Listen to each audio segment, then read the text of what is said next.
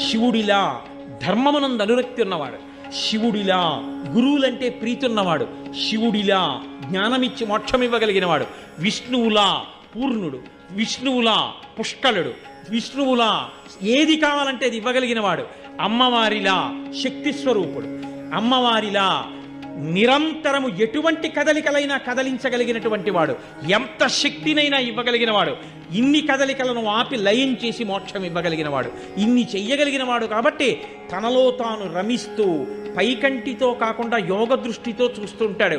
ఎవడు లోపల ఎంత చిత్తశుద్ధితో చేస్తున్నాడు, పైకి ఎంత డాంబికంగా ఉన్నాడు. నేను మీకు ఒక యథార్థం చెప్తున్నాను ఇవాళ.